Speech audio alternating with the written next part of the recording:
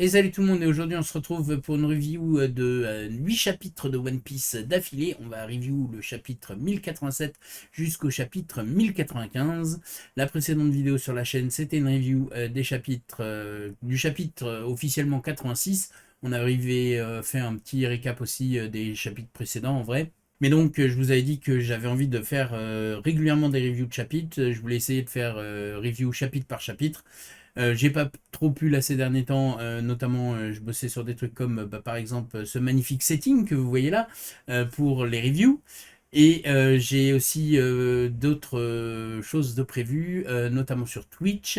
Je le dis pas souvent, mais j'ai une chaîne Twitch et il y a des trucs de prévus. On a repris les lives. J'ai repris notamment une série de lives là que je vais faire avec quelqu'un pour parler de sujets un peu sérieux. Et on va aussi potentiellement faire des reacts depuis le début de l'animé de One Piece avec quelqu'un d'autre. Bref, je vous prépare quelques trucs en live et en vidéo. Et du coup, j'ai fait des settings. Là, vous voyez ce magnifique setting qui servira aussi d'ailleurs au react direct live des lectures des chapitres que je veux faire dorénavant. Et qui du coup est testé ici pour cette review donc des chapitres 1087 à 1095. On a du pain sur la planche. Les chapitres seront en français essentiellement, sauf pour trois chapitres, le 92, 93, 94, qui seront en anglais parce que il n'y a pas la version française sur le site que j'utilise. Et aussi, de toute façon, la plupart du temps, par la suite, quand les chapitres sortiront, ça sera soit en VF, soit en VO, selon, en version anglaise, pardon, selon ce qui est disponible. Et donc là, on va pas lire directement tous les chapitres un par un dans la vidéo, mais je vais plutôt vous parler des points principaux de chaque chapitre. On va les survoler. Donc on commence tout de suite par le chapitre 1087, intitulé Sac de cuirassé, où on apprend dans un flashback que Garp, enfin pas tout de suite dans un flashback, mais que Garp s'entraîne en tapant à main nue, sans pouvoir rien, pas de haki, rien du tout, sur des bateaux, des cuirassés, et s'entraîne à les défoncer à coups de poing. Donc ça c'est une petite introduction où ensuite on retourne donc sur l'île de Blackbeard, où on reprend le combat. Donc il y avait Garp qui venait d'arriver sur l'île de Blackbeard avec un énorme coup de poing nucléaire qui avait défoncé la moitié de l'île, façon de parler. Et on a un peu un récap de la situation. Donc Garp qui arrive pour permettre aux Marines de s'échapper, notamment la jeune génération, et qui se retrouve face à face avec Kuzan, et qui leur demande à la jeune génération de ne pas mourir, et qui se fait immédiatement transpercer pour protéger Kobe de par le teammate de Blackbeard qui devient invisible. Je me rappelle plus son prénom ni son nom, et qui l'enchaîne. Oui, Shiryu. Non, c'est ça, c'est son rire. Si c'est Shiryu, c'est ça. Donc, qui se prend ensuite une énorme patate par Garp et se retrouve à terre. Garp qui donc protège la nouvelle génération. Et là, on a un flashback juste au démarrage de son combat contre Kuzan. Et donc on a un flashback de Garp qui nous apprend que en fait il entraînait aussi Kuzan à taper sur des bateaux, des coques de bateaux, et simplement à main nue, sans haki, sans pouvoir du fruit du démon pour Kuzan, simplement pour parfaire sa puissance. Et donc on a le combat entre Kuzan et Garp. Magnifique combat qui crée une explosion nucléaire alors que les gars se sont juste mis deux coups de poing. Et on a, pour terminer le chapitre, Lille, donc le teammate de Blackbeard qui possède le fruit du démon de Lille, qui menace Avalo Pizarro, voilà c'est ça, qui menace d'éclater le bateau de la marine sur lesquels, le bateau de Garp typiquement, sur lesquels la marine veut vouloir s'échapper. Qui menace de l'éclater d'un coup de main gigantesque d'île. Et on voit que Garp est à terre. Et on passe au chapitre 1088, avec une magnifique cover, avec l'acteur principal l'acteur qui joue Luffy dans la série Netflix. On parlera aussi de la série Netflix dans une prochaine vidéo. Je sais, j'ai un peu de retard, mais je l'ai vue quand elle est sortie. Et donc, on arrive sur un nouveau flashback où Garp, en gros, explique sa vision de la nouvelle génération, que c'est la nouvelle génération qui doit reprendre le flambeau, tout ça, tout ça. Et on apprend aussi comment Kobe s'est fait capturer par Blackbeard en proposant de prendre la place de, je ne sais pas combien, 800 soldats de la marine. Il s'est proposé à Blackbeard de prendre leur place, dans le sens, ça je vaux autant que 800 soldats, donc prends-moi et laisse-les en vie. Enfin, laisse-les tranquilles, surtout. Et donc, du coup, on revient à la situation actuelle avec l'île qui menace d'écraser le bateau. Et on a Garp qui fait un magnifique speech à la nouvelle génération en leur disant qu'il faut qu'ils s'en aillent et que pour ça, il faut qu'ils protègent le bateau en question et qu'il va essayer de leur faire gagner du temps. Et du coup, le combat contre Kuzan reprend. Et Garp, ce petit malin, va au contraire d'attaquer Kuzan directement, aller mettre une énorme patate à l'île, donc dans la tête de Alvaro Pizarro. Avec les L et les R, ce nom-là, c'est particulièrement compliqué en japonais. Pour le déstabiliser, pour laisser le temps à Kobe et ses potos de s'occuper de la main. Parce que leur but, c'est donc de détruire la main qui va s'abattre sur l'île, sur le bateau de la marine. Et on a de nouveau un petit flashback qui nous apprend qu'en fait, Kobe, lui aussi, s'entraîne à taper du bateau à main nue toutes les nuits parce qu'il se sent plus faible que la plupart et donc il veut s'entraîner. Et c'est El Mepo qui apprend ça à Garp. Et on va voir tout de suite, voilà, le résultat de cet entraînement avec Kobe qui met une gigantesque patate sur le bras de l'île après avoir couru, donc de Alvaro Pizarro, après avoir couru au-dessus, saute, se retourne et met une énorme patate qui coupe littéralement le bras en deux. Et tout le monde est choqué de la patate et de la puissance de Kobe. Et ça fait bien plaisir parce que Kobe, c'est un bon. Et là, on voit aussi son poteau qui s'occupe de choper les débris dans un filet, dans une toile d'argile. Le poteau qui crée des clones d'argile, notamment, des personnages d'argile, pour empêcher que les débris tombent directement sur le bateau. Et on finit le chapitre sur Garp qui fait encore un discours à l'avenir de la marine, à ses petits protégés, mais par contre qui a un énorme pic dans le bide, un pic de glace de Kuzan. Et pour l'instant, jusqu'au chapitre 1095, c'est la dernière chose que l'on sait de Garp. On ne sait pas ce qu'il est advenu de Garp. Et comme on le voit en train de rigoler, et qu'en général Lady meurt en train de rigoler, on peut se poser des questions.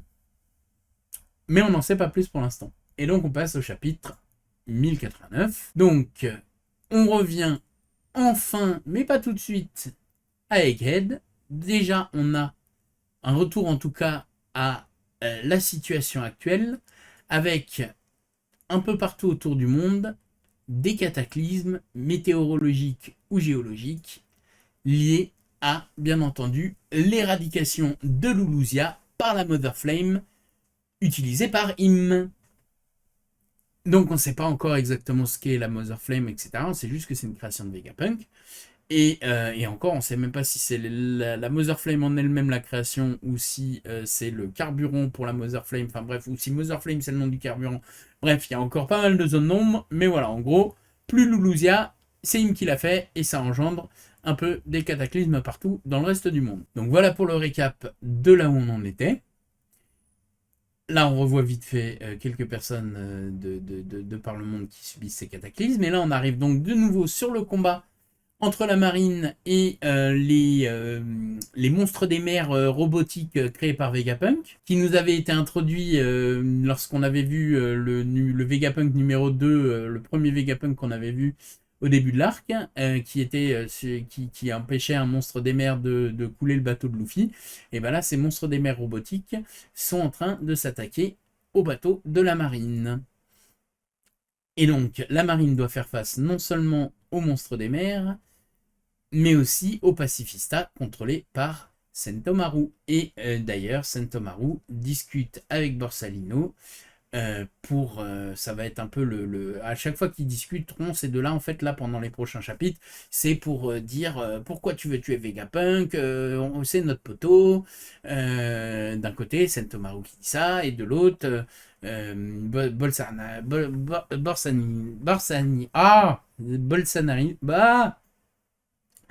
Borsalino, qui, je vais l'appeler Kizaru, ce sera plus simple, qui demande à Sentomaru pourquoi est-ce que tu t'opposes à la marine.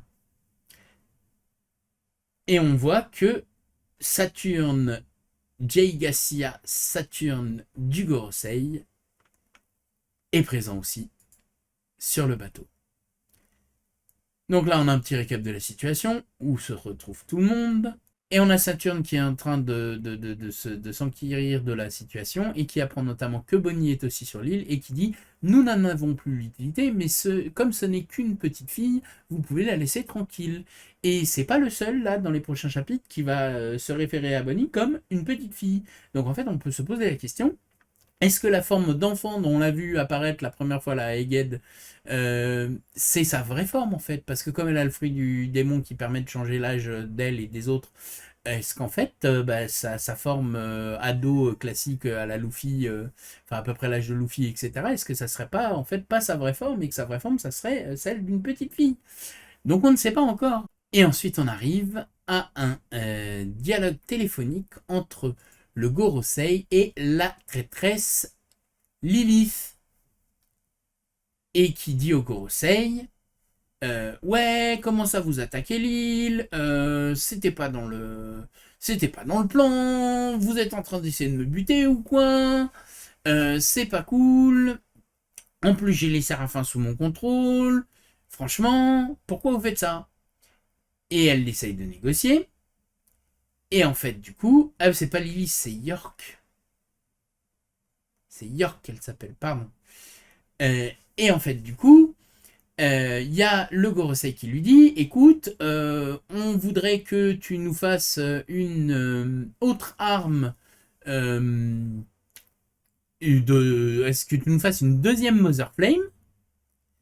Et elle dit ok, mais alors pour ça, alors déjà il précise le Gorosei que c'est une demande spéciale à laquelle ils répondent, et du coup ça intrigue York qui dit mais attends, une demande de qui? Parce que vous êtes censé être au top du top. Bref, elle dit c'est pas grave, l'important c'est que si vous voulez ça, faut que vous me donniez, faut que vous m'attaquiez pas moi et qu'il faut que vous détruisiez pas le labo parce que j'ai besoin du labo et notamment le réacteur pour pouvoir vous fournir ça. Donc ils disent d'accord, très bien. Et elle dit ah oui, et puis il y a une petite dernière chose. Et la dernière panel, faut que vous me sauviez parce qu'en fait les Mugiwara ils m'ont défoncé et je suis sous leur captivité. Je suis captif des Mugiwara. Et donc on se rend compte qu'en fait cet appel téléphonique était écouté par l'ensemble des Mugiwara, plus ou moins, et aussi un petit Lucci là dans le fond, qui pour l'instant n'attaque pas les Mugiwara, qui a fait une trêve avec eux, et un Zoro qui la menace. Et ça, c'est fin du chapitre. Et donc, les Gorosei et même Kizaru qui écoutent la conversation, ils sont choqués déçus. On passe au chapitre 1090, qui s'intitule L'amiral Kizaru, et qui est le premier, je crois, d'une série de chapitres à porter le nom d'un personnage. Et ça veut souvent dire quelque chose dans One Piece quand un chapitre porte le nom d'un personnage. Et donc là, on a Luffy qui tonne vite fait le Gorosei, et le Gorosei malin qui essaye de lui faire cracher des infos. Et donc du coup, son équipage qui lui dit « Ah, ta gueule Luffy, arrête de répondre à leurs questions, c'est bon. » Et donc là, en fait, on a un peu un retour à Egghead, où en fait, on découvre ce qui s'est... Enfin, on ne sait pas ce qui s'est passé entre la révélation de York étant la traîtresse, et le meurtre de Vegapunk 1, ou enfin le Shaka là, et comment elle a fait pour être capturée et comment ils ont fait pour pour capturer aussi les séraphins qu'ils ont mis dans des bulles, les bulles du pistolet à bulles de Vegapunk, qui sont faits plus ou moins de granit marin ou un truc comme ça, et qui donc bloquent complètement les séraphins. Et là on découvre aussi que la séraphin de Boa Hancock a les mêmes réactions vis-à-vis de Luffy que la Boa Hancock originale. Et donc elle ne peut pas dire non à Luffy. Et on apprend aussi que York a créé un mot de passe qui empêche les Vegapunk de se servir de pouvoir en tout cas désactiver le dôme. Et donc l'équipage de Mugiwara et Vegapunk discutent de ce qu'ils vont faire. Ils mettent un plan en place. Et donc leur chose, c'est qu'ils veulent aller à Elbaf. Et donc là, on a une énorme réaction de Luffy et de Usopp qui sont trop contents d'aller à Elbaf. Ils font la fête et tout. Et donc, ils mettent un plan en place. Ils vont se servir du robot Vega Force One pour porter le bateau des Mugiwara. Ils vont essayer de rejoindre la côte. Et ensuite, ils vont utiliser le coup de burst pour s'éloigner de l'île, parce que le robot ne va pas pouvoir aller beaucoup plus loin que l'île, puisqu'il il ne fonctionne que dans le périmètre de l'île. Et quand Franky parle du coup de burst, qui peut aller jusqu'à 1 km, qui peut propulser le bateau jusqu'à 1 km, Vegapunk est parfaitement étonné et ravi des compétences de Franky. Et donc Franky est content parce qu'il a pu épater son mentor, entre guillemets. Enfin, mentor, son idole plutôt. Voilà.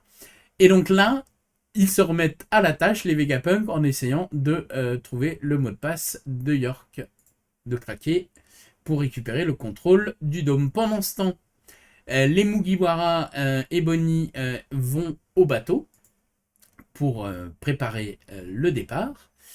Et là, on a Saturne et Borsalino Kizaru qui discutent, et Saturne qui dit tu pourras aller directement t'occuper de Vegapunk. Et Borsalino il dit ouais, mais en fait il y a Sentomaru, et je peux pas ignorer un homme déterminé à se battre pour son devoir, donc je vais d'abord aller me taper avec Sentomaru. Et donc Saturne il dit trop rien, il est pas hyper joyeux, mais bon, il dit ok, c'est pour l'honneur, tout ça, machin. Et donc du coup pendant ce temps, on voit que la marine galère toujours un peu avec les monstres des mers, mais Kizaru leur a dit de se préparer. L'équipage entre-temps arrive au bateau et s'apprête à monter dessus et à partir avec le robot. Sauf que Kizaru fait son déplacement lumière et fonce sur Sentomaru, qui, pendant ce temps, donne l'ordre à tous les pacifistas d'éliminer tous les ennemis et s'apprête à se taper contre Kizaru. Et donc là, on a le combat entre la défense la plus forte du monde et l'homme le plus rapide du monde, a priori. Et là, il y a Luffy qui dit « Quelqu'un de très puissant arrive !» d'un air choqué. Et donc on suppose qu'il parle de Kizaru. Ensuite on passe au chapitre 1091, où on voit donc les pacifistas attaquer la marine. Et en plus la marine elle galère aussi avec les Sea robots. Et donc du coup on voit que pour la marine c'est un peu la galère. Sauf que du coup on nous rappelle étonnamment l'ordre du contrôle des pacifistas. Là on revient sur le combat entre Sentomaru et Kizaru, qui se disent oui, encore pourquoi est-ce que tu t'attaques à Vegapunk, c'est notre poteau, ça c'est Sentomaru qui dit ça, et Kizaru qui dit bah j'ai les ordres. Et là on a un petit flashback où Sentomaru juste avant dit qu'il va protéger Vegapunk au péril de sa vie, et on découvre que Vegapunk et Kizaru ont recueilli le petit Sentomaru. Et c'est pour ça que Sentomaru, il est prêt à défendre et à risquer sa vie pour Vegapunk. Et il dit à tonton Kizaru, qu'il appelle tonton, même si c'est pas son vrai tonton, a priori, c'est plus un truc genre un peu comme les mafieux, les yakuza qui utilisent ça. Mais du coup, pourquoi toi tu t'attaques à notre poteau Vegapunk? Et par contre, il se prend une énorme boulasque dans la gueule, et a priori, c'est chaud pour lui. On coupe sur Kizaru qui donne avec ça plus d'autorité l'ordre à tous les pacifistas de changer de camp et d'attaquer les Sea Beast Weapons. Et donc du coup, on voit les pacifistas qui se mettent à défoncer les Sea Beast. Et donc là, on a un retournement total de la situation parce que la marine, ils avaient affaire et aux pacifistas et aux Sea Beasts, et d'un seul coup, et ben en fait, ils ont les pacifistas de leur côté et les pacifistas s'occupent de régler le problème des Sea Beasts. Et donc du coup là, c'est changement total de situation de celui qui avait l'avantage et ça s'inverse. On se rend compte que Sentomaru s'est bien fait cramer par Kizaru. Et donc là, on a les Vegapunk qui continuent à essayer de craquer le code à tout prix. Parce que Kizaru, il va pas tarder à arriver. Maintenant qu'il a battu Sentomaru. Pendant ce temps, on a l'équipage qui a enfin rejoint le bateau et qui part avec le robot pour récupérer les autres et s'échapper avec le bateau et le robot. Mais on a Kizaru qui arrive. Et donc au moment où Kizaru s'apprête à arriver vers Luffy, et que Usopp le prévient, on a Lucci qui en profite pour attaquer Vegapunk. Et on a Sussy qui part l'attaque et qui protège Vegapunk. Et qui tombe à terre. Et on a Sanji qui a mis dans une bulle Kaku pour pas qu'il aide Lucci dans son attaque surprise. Et donc on a Lucci qui se tape avec Zoro. Et pendant ce temps, on a Luffy qui se tape avec Kizaru. Fin du chapitre. Ça annonce du lourd. Et donc on va passer au chapitre 1092. Mais cette fois on va changer de scan, on va passer au scan en anglais parce que ils ne sont pas disponibles en français jusqu'au 1095 qui lui est disponible, c'est un peu particulier, mais on reviendra donc en français pour le 1095. Donc là on en est au 1092 et qui s'intitule Le tyran Kuma qui fout le bordel à Marie-Joise. C'est pas une traduction littérale, mais vous avez compris l'idée. Et donc là, on a un nouveau flashback, entre guillemets, plus ou moins, où on a Kuma qui est sur Marie-Joise, en mode berserk, on l'avait quitté, il était en train de gravir Marie-Joise, où il avait réussi à monter, ben voilà, on essaye de le contrer, mais il est en mode cassez-vous avec sa patate d'ours. Et il se retrouve face à Sakazuki, l'amiral Sakazuki. Et donc on a les Tenryubito, les dragons célestes, les infâmes, horribles dragons célestes, qui se plaignent de ne pas avoir de homard, et qui s'en plaignent à Kizaru, à Sakazuki, comme s'il en avait quelque chose à foutre. Et d'autres qui disent non, non, mais là, l'important c'est de s'occuper de Kuma, ta gueule avec tes homards. Donc même entre eux, ils sont pas toujours d'accord. Hein. Ta gueule avec tes homards, là, le but c'est que Sakazuki il s'occupe de Kuma. Et donc là, on a une discussion quasiment à sens unique, hein, puisque Kuma ne peut pas vraiment répondre, de Kizaru, de Sakazuki. J'ai du mal, hein. Il y a tellement de persos là, j'arrive plus à switcher entre les noms. De Sakazuki qui questionne Kuma de pourquoi il fait ça. Ta volonté a été effacée il y a des années. Où est-ce que ton cadavre essaye d'aller comme ça, etc. Il lui crame la moitié du crâne, mais Kuma se casse et poup, il se boupe.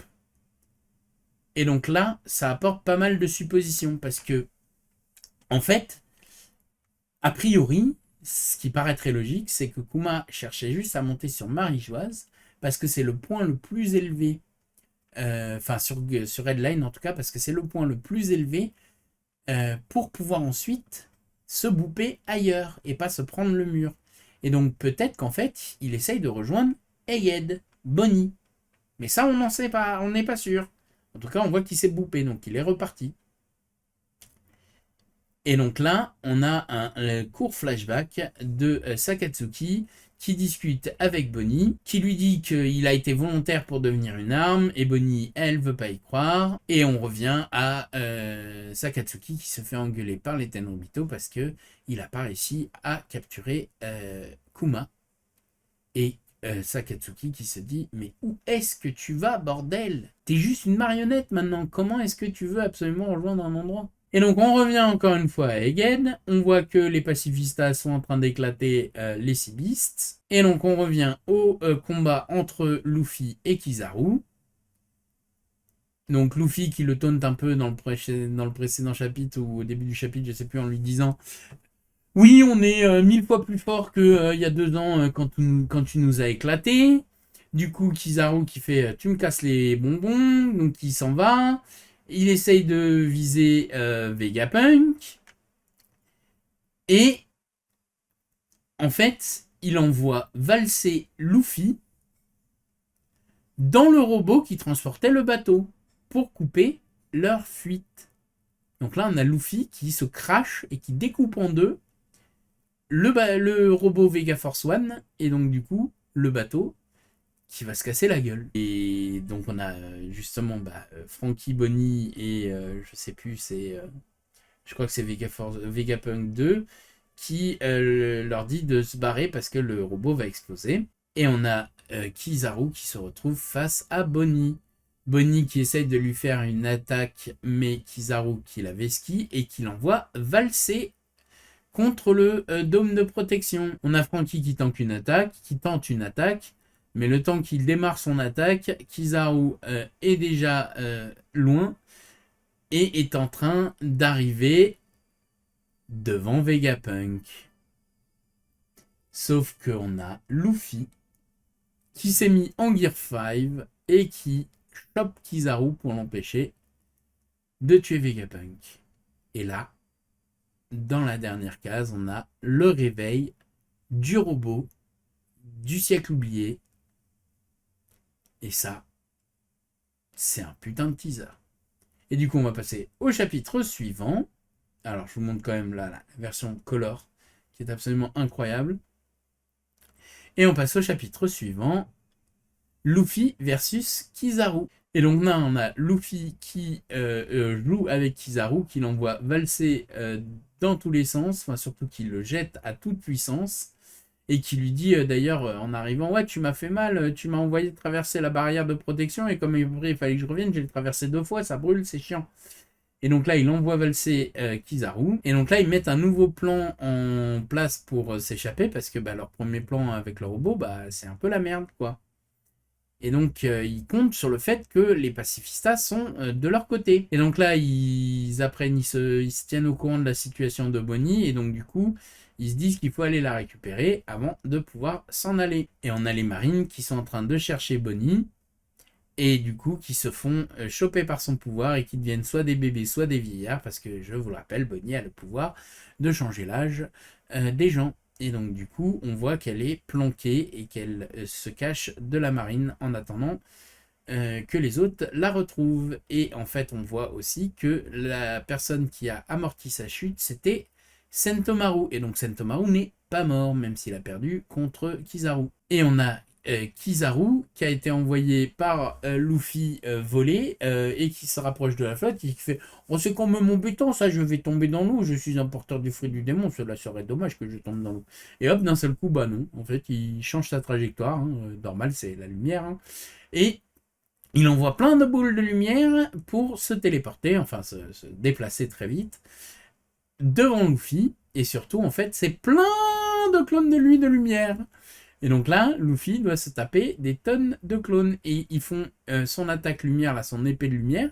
Et on voit qu'elle touche Luffy. Donc c'est des clones physiques. Enfin, qui font mal en tout cas. Et donc on a Luffy qui se barre dans les airs, qui court comme dans un cartoon. Ça c'est génial. J'adore le Gear 5. Franchement, le Gear 5 c'est incroyable. Et qui se retourne et met un énorme coup de pied en ayant bien aligné tous les clones pour qu'ils le coursent, donc ils étaient bien tous alignés, et les défonce tous d'un coup. Et il se dit, bon, j'ai probablement touché le vrai. Sauf qu'en fait, il se rend compte que, non, le vrai, en fait, pour l'instant, il était allé s'occuper de Usopp. Et il fait, ah merde, je me suis fait avoir. Et donc pendant ce temps, on a donc Vegapunk qui part avec un de ses robots Vegapunk dans le Vegatanks qui est un véhicule pour aller récupérer Bonnie. Je crois qu'il y a aussi Sanji et Franky. Il y a Sanji là qui s'est accroché à la boule. Je crois qu'il y a Franky aussi avec eux si je ne m'abuse. On revient sur le combat entre Luffy et Kizaru. Qui n'arrête pas. Et on a Kizaru qui envoie une attaque que Luffy mange littéralement et il a la lumière qui lui sort par tous les trous. Ah oui, en fait le déplacement des Vegapunk c'est pour aller récupérer Bonnie et aussi pour récupérer les pacifistas de leur côté. Le but c'est de retourner envoyer les Vegapunk, de retourner voir les pacifistas pour leur donner un ordre pour remettre les pacifistas de leur côté. Et donc on a Atlas, je crois, le robot Vegapunk Atlas qui s'apprête à donner un ordre et qui donne l'ordre aux pacifistas d'éradiquer tous les marines sur l'île. Mais on voit que Saturne entend l'ordre. Et Saturne, il est plus haut dans la hiérarchie des contrôles des pacifistas. Et donc on va voir ce que ça va donner. Magnifique color spread, hein, extraordinaire. Donc là, page chapitre 1094. Et on a donc le Atlas qui donne l'ordre aux pacifistas de s'attaquer à la marine. Et donc on a les pacifistas qui rechangent de camp et qui s'attaquent à la marine. Et en même temps, ils sont en train d'essayer de localiser Bonnie. Et donc, ils la trouvent. Ah oui, et puis leur Vegapunk en profite pour leur préciser que ils vont pas tomber là en descendant à toute vitesse parce qu'en fait les roues du Vegatank sont faites de la même matière que les nuages et que c'est une matière qui s'accroche entre elles. Donc en fait du coup les roues elles restent collées aux nuages. Et on a Sanji qui dit ok c'est cool mais par contre vous c'est trop lent donc moi je vais aller dasher à toute vitesse vers Bonnie. Et on a donc Sanji qui vient à la rescousse de Bonnie qui elle entre-temps fait une attaque sur les marines qu'elle appelle Near Death Experience où elle les fait vieillir quasiment à l'état de squelette, enfin même à l'état de squelette, et puis ensuite revenir à leur état normal. Et donc du coup ça les traumatise et ils tombent choqués de l'attaque. Et d'ailleurs, il y en a un qui dit qu'il a vu la rivière Styx, ou plutôt la Sanzu River en japonais. Et donc on a Bonnie qui se retrouve face à un pacifista qui pourtant normalement est censé être de nouveau de leur côté. Sauf qu'en fait il y a un amiral de la marine, l'amiral Bluegrass, qui est dessus et qui a le fruit Ride. Un fruit qui permet de conduire n'importe quel véhicule, enfin de conduire n'importe quel objet. Et donc, elle a récupéré un pacifista qu'elle contrôle. Et c'est là où on a Sanji qui intervient pour sauver Bonnie, pas seulement du tir du pacifista, parce que ça, elle s'en échappe, mais en fait, il y a un autre amiral, l'amiral Wakamole, qui vient pour lui taper dessus, enfin Wakenoter, parce que c'est une loutre, qui vient pour lui taper dessus, et c'est là où Sanji intervient, parce qu'elle vient déjà d'échapper au laser du pacifista, mais du coup, elle pouvait pas esquiver la deuxième attaque en plus, et donc Sanji la récupère, et il retourne avec les Vegapunk dans le Vegatank. Pendant ce temps, Luffy et Kizaru continuent de se fight, et Kizaru qui dit « tu m'embêtes, j'arrive pas à faire mon taf », et Luffy qui lui dit « bah du coup, ça veut dire que je fais bien le mien », parce que son taf à Kizaru, c'est de tuer Vegapunk, et Luffy, il a pas envie. Et donc du coup il lui dit bah tu vois du coup c'est que moi je fais bien mon taf si toi t'arrives pas à faire le tien. Et là du coup on a d'un seul coup tous les personnages, surtout les plus puissants, qui se disent qu'est-ce qui se passe, quoi, ils sentent tous une énorme présence apparaître. Et là on a quelqu'un qui donne l'ordre au pacifista d'arrêter toute action immédiatement. Et on voit un cercle magique se former. Et Vegapunk qui dit ça sent le Gorosei, les cinq vieux.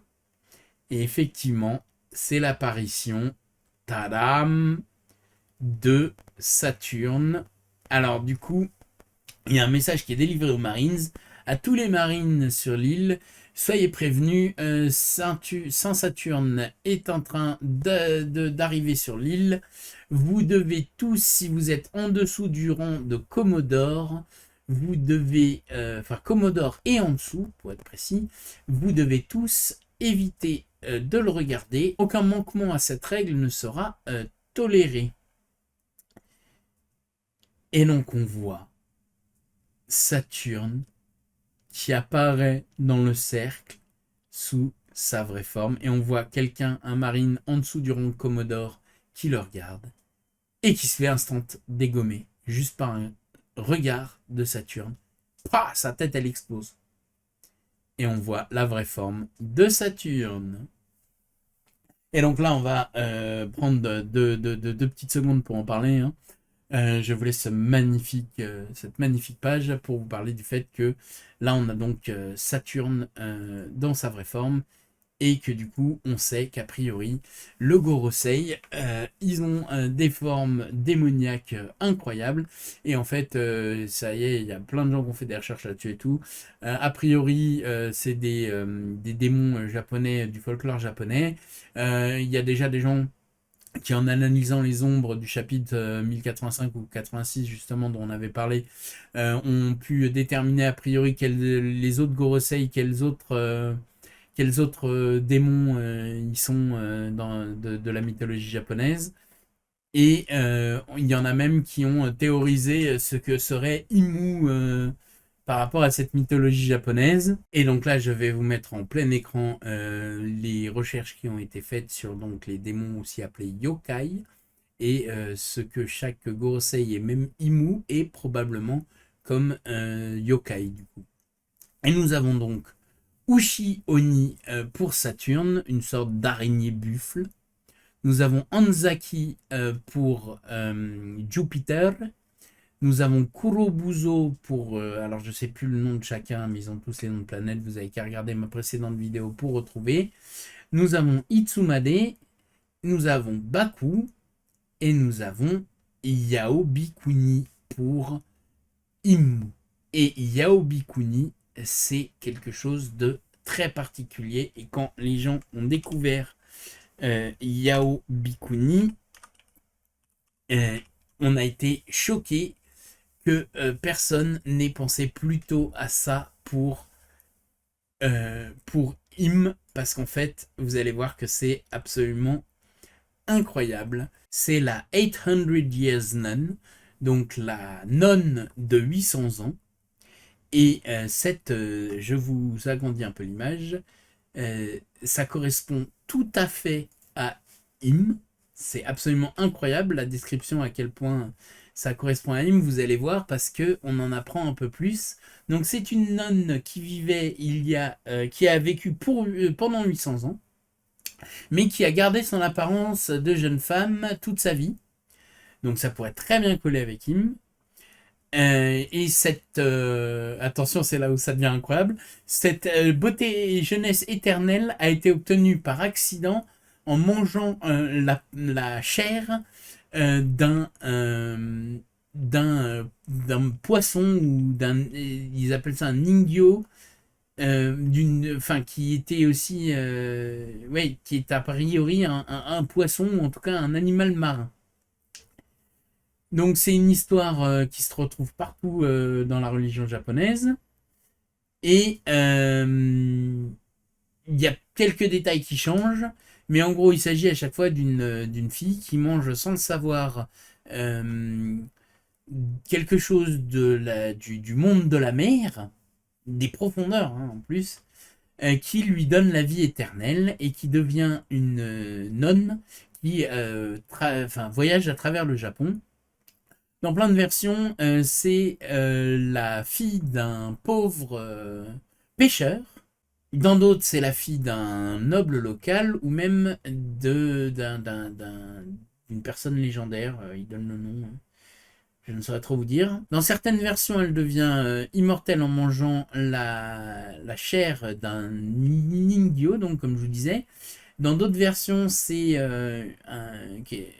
un abalone magique. Alors, abalone, je ne saurais pas trop la traduction. Ou une autre nourriture particulière. En tout cas, ces trois histoires sont très répandues au Japon. Donc en gros, la légende raconte plus exactement donc qu'a priori, un pêcheur découvre une étrange créature, un poisson plus gros que tous ceux qu'il a jamais pêché et avec un visage humain. Donc là, on arrive carrément dans le territoire des hommes poissons. Enfin, franchement, c'est incroyable que personne ait pensé à ça avant pour Purim. C'est une découverte absolument folle. Je suis fan. Enfin, moi, j'adhère totalement à cette théorie. Donc, il en parle à tout le monde. Il invite tout le monde il invite des gens à le goûter, à le manger. Et pendant le repas, il y a un des invités qui se rend compte, qui va dans la cuisine pour voir ce poisson et qui se rend compte que ce n'est pas un poisson, mais un ningyo, donc qui apparemment serait un des yokai. Donc un une des créatures, c'est pas vraiment des démons, hein, enfin, je crois pas que ce soit tous des démons, mais c'est des créatures mythiques, quoi, on va dire. Et il sait, enfin l'invité sait que ça donne la vie et la jeunesse éternelle à qui mange de cette peau, de cette chair. Et donc il en parle aux autres invités qui n'ont pas, mais qui quand même ont du mal à vouloir manger la peau, enfin la chair d'un yokai, et donc en plus avec une tête humaine et tout, enfin, ils sont pas à l'aise, donc ils le mangent pas, ils font tous semblant de manger et tout, et en fait ils le cachent dans leur manche pour le jeter quand ils rentreront à la maison. Sauf qu'un des invités avait oublié, parce qu'il était bourré, de jeter la viande, et l'a donné à sa jeune fille. Le lendemain matin, il se rend compte de ce qu'il a fait et il a peur que la fille soit empoisonnée. Sauf qu'après quelques jours, il n'y a pas de problème, donc il se dit que bah, voilà, tout va bien.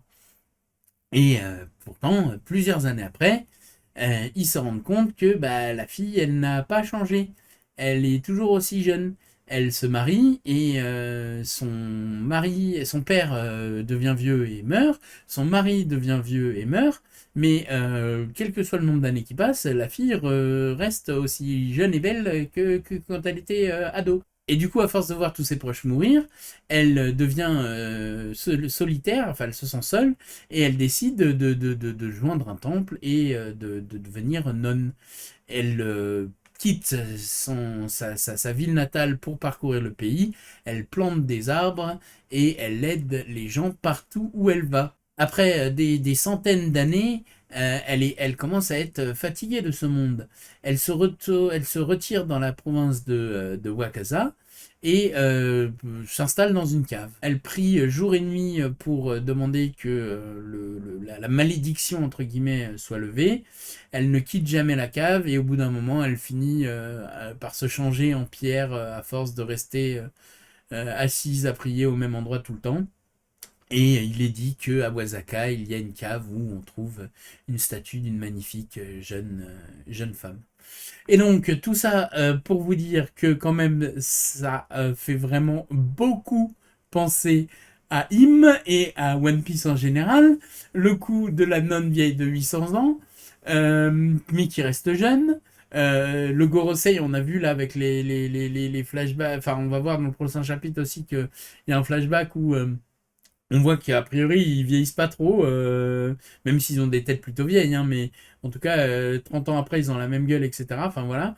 Et ça ajouté à l'histoire du yokai homme poisson là, etc. Enfin, on peut se poser la question de est-ce que toute l'histoire de One Piece en fait c'est pas justement bah, cette histoire de quelqu'un qui se serait servi des hommes poissons. Enfin, les hommes poissons sont des esclaves dans One Piece, etc. Enfin bref, tout ça, ça paraît fort probable quand même. Donc retiennez bien Yaobi Kuni, qui sera probablement l'inspiration pour Im. Et on va pouvoir retourner au chapitre. Et donc on n'en a pas tout à fait fini avec le chapitre. Donc on a la forme de Saturne, qui est donc un des yokai. Et on a le combat entre Luffy et Kizaru qui continue. Kizaru qui tente de s'attaquer au tank où sont Bonnie et les Vegapunk et Sanji et Franky. Luffy qui l'en empêche et qui lui envoie une énorme patate qui, je vous rappelle, un Luffy peut rendre les choses élastiques et donc du coup en fait bah on le voit passe à travers le crâne, enfin déforme le crâne comme il avait fait avec Kaido de Kizaru. Kizaru qui se plaignait, qui disait bon c'est bon t'as pas fini avec ta transfo là, t'es pas censé avoir atteint ta limite là bientôt, et juste après avoir mis la patate justement Luffy atteint sa limite et devient vieux vieillard là, enfin sa peau toute fripée machin là, qu'il a atteint sa limite, mais par contre Kizaru s'est fait envoyer au sol aussi avec ce coup de poing. Et là on a Saturne dans sa forme qui se retrouve à être devant et au-dessus de tous ceux qui étaient dans le Vegatank, qui s'est fait quand même toucher a priori par l'attaque de Kizaru. Et donc Franky qui protège Vegapunk, Sanji qui essaie de protéger Atlas et Bonnie, et Saturne qui dit je vois que tu as réussi à t'attacher à t'accrocher à la vie Vegapunk, et Bonnie qui pète un plomb. Parce qu'on avait eu a priori ça j'ai oublié de vous le dire dans un des chapitres précédents, Bonnie qui explique que elle ne veut plus attaquer Vegapunk suite à avoir vu les mémoires de Kuma, parce que ça non plus on sait pas exactement ce qu'elle a vu, mais on sait qu'en tout cas elle ne veut plus attaquer Vegapunk, mais elle veut attaquer quelqu'un d'autre. Et donc là, on découvre qu'en fait, c'est Saturne ou le Gorosei de manière générale. Mais en tout cas, là, c'est Saturne qu'elle va poignarder d'un grand coup. Fin du chapitre. Alors rapidement, par rapport à cette histoire, il y en a qui sont posés la question, parce qu'on a toujours, a priori... Katarina, je sais plus quoi, une des teammates de Blackbeard, qui a un fruit du démon qui permet de prendre l'apparence d'autres personnes. Et donc, il y a des gens qui se demandaient si Bonnie, son changement de plus vouloir tuer Vegapunk, etc., ça voulait pas dire en fait que c'était Katarina Devon, voilà, qui avait pris la place de Bonnie, etc. Donc, a priori, non. On ne sait toujours pas si Katarina Devon a pris la place de quelqu'un ou pas, etc. On a juste eu un bateau de Blackbeard s'approcher de l'île, vous vous rappelez, dans les chapitres bien avant, là, ce dont on a parlé dans la précédente vidéo. Mais on ne sait toujours pas ce qu'il en est exactement. Et donc, a priori, en tout cas, Bonnie n'est pas Katarina Devon, puisqu'elle va attaquer Saturne. Fin du chapitre, et on peut retourner à la VF pour le dernier chapitre, après cette magnifique version couleur de Highest Authority of the World Government, Five Elders Planets, Defense Science Warlord Warrior God, Sanjay Garcia, Saturne. Et donc on va passer au chapitre 1095 sur la version de nouveau française. Et donc voilà le chapitre 1095, un monde où il ne vaut pas la peine de vivre.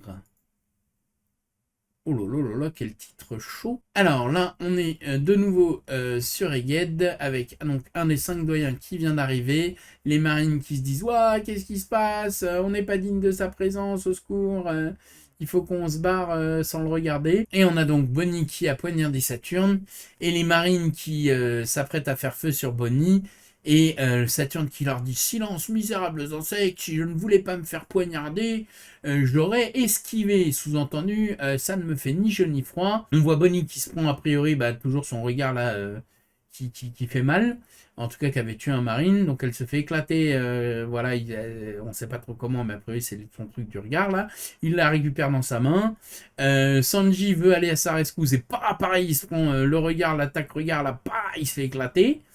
Il tombe à terre, l'autre enlève le poignard, sa blessure se soigne instantanément. Il a Bonnie dans sa main.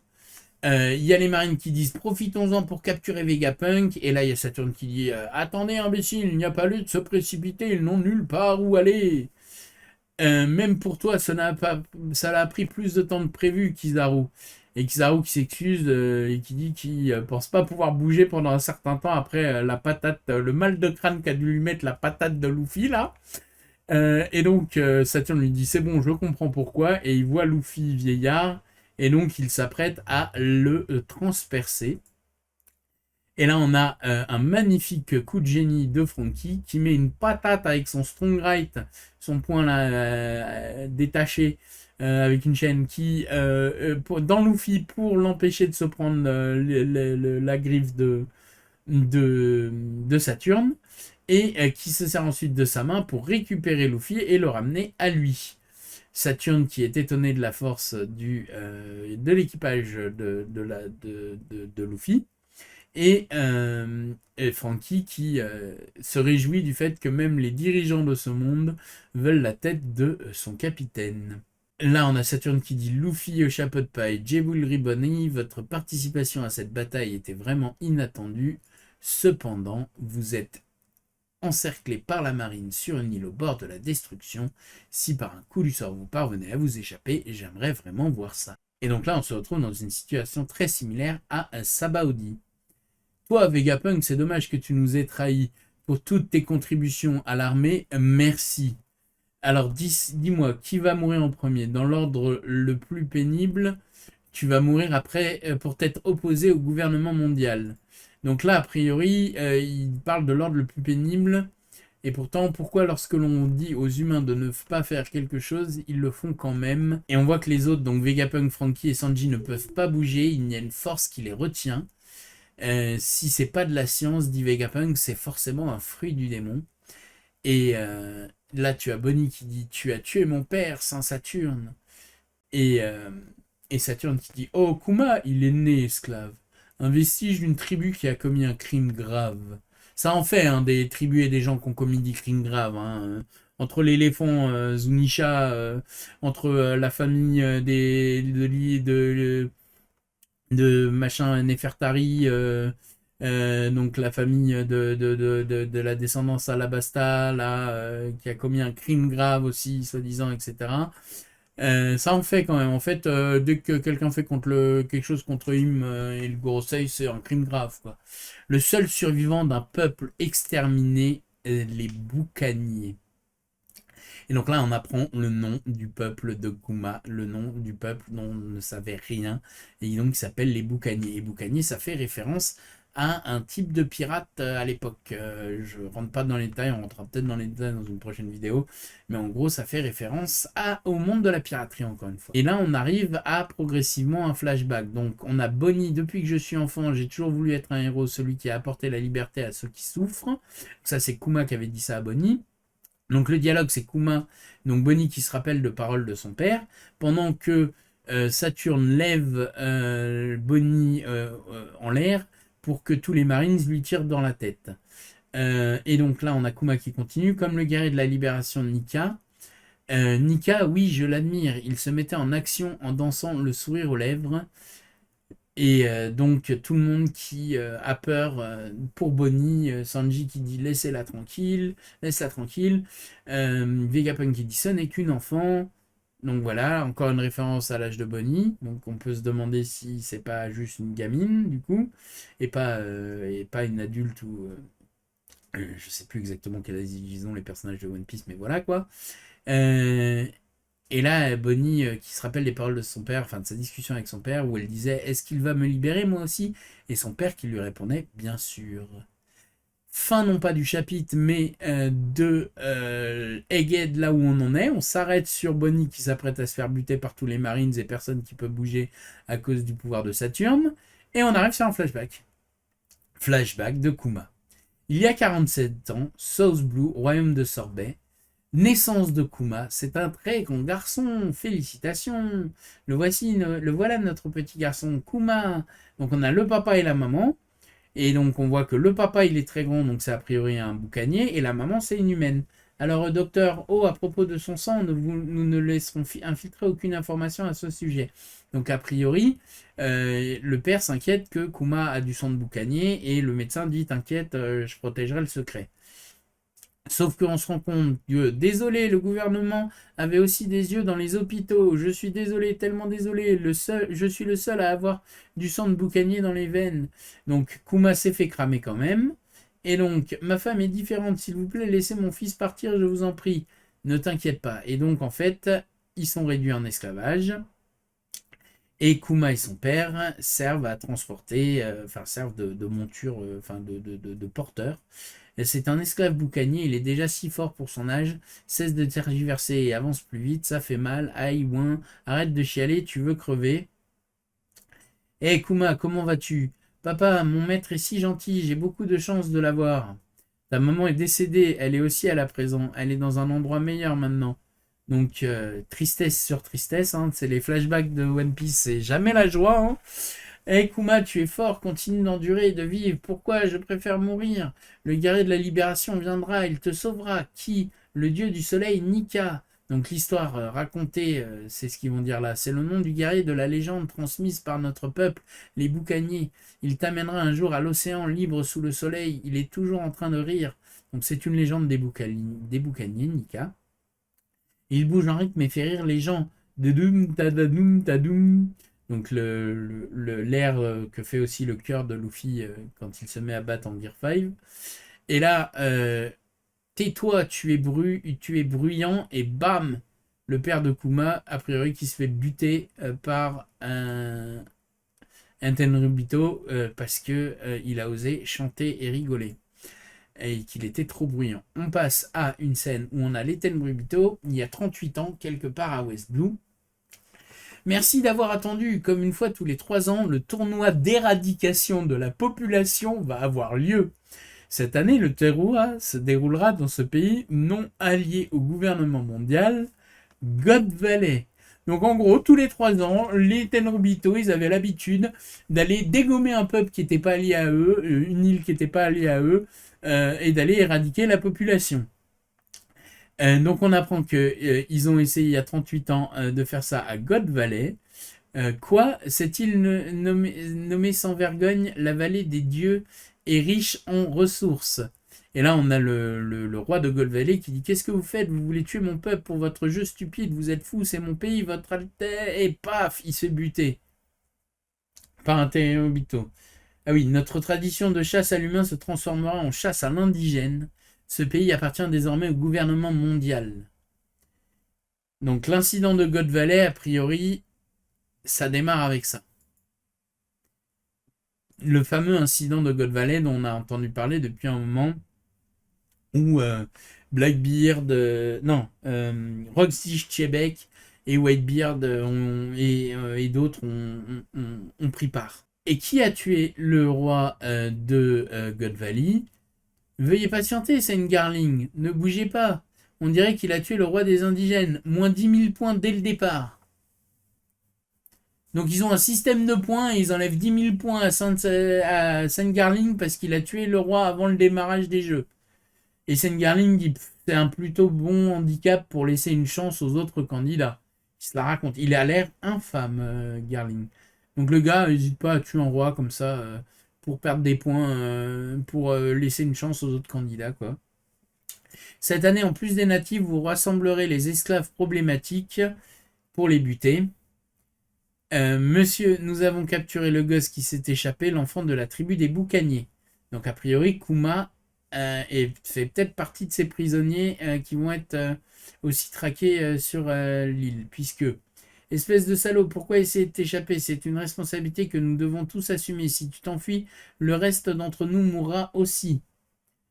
Et là, oh oh, ne bouge plus, c'est toi le lauréat de cette année. J'ai entendu dire que tu étais de la tribu des boucaniers. J'ai entendu dire que les boucaniers avaient du sang de géant. Mon grand frère est très grand lui aussi. Seulement ma tête. Attends, c'est pas le sujet, idiot. Esclave Ginny et esclave Emporio Ivankov. Regarde-moi tous ces gens. Pourquoi tout le monde a un air si triste et vaincu sur le visage? Moi, je vais vivre, et toi? La personne qu'il a rencontrée en enfer est Ivankov. Donc on a Ivankov jeune dans le flashback de Kuma à qui se passe a priori à God Valley, en tout cas en rapport avec God Valley, les Tenryubito, tout ça. Bref, pause la semaine prochaine, mais c'est absolument incroyable ce chapitre. Et celui d'avant, là, c'est la folie de nouveau. One Piece, là, depuis l'Arcade, c'est une tuerie incroyable. Révélation, sur révélation, sur révélation, sur révélation, sur révélation, sur révélation. On n'en peut plus. N'en jetez plus. Oda, il déchire. C'est jouissif. Et donc, je vais faire en sorte de vraiment faire des reviews, si je peux, chapitre par chapitre, parce que là, c'est incroyable ce qui se passe dans One Piece. On commence à approcher de la fin, ça se sent. On apprend vraiment plein de choses sur ce qui s'est passé à God Valley, sur le siècle oublié, il y a 800 ans, avec Im, là, Yaobi Kuni dont je vous parlais, le yokai de la nonne de 800 ans et tout. C'est incroyable. C'est franchement, on vit le meilleur moment de One Piece, je pense là. Enfin, un des meilleurs en tout cas. C'est la hype est à son paroxysme. Moi, je suis complètement fan fou de One Piece. Là, je kiffe. Et donc, je vous dis à très très vite pour une review du prochain chapitre et des suivants. Parce que là, One Piece, c'est vraiment la vie. Ciao!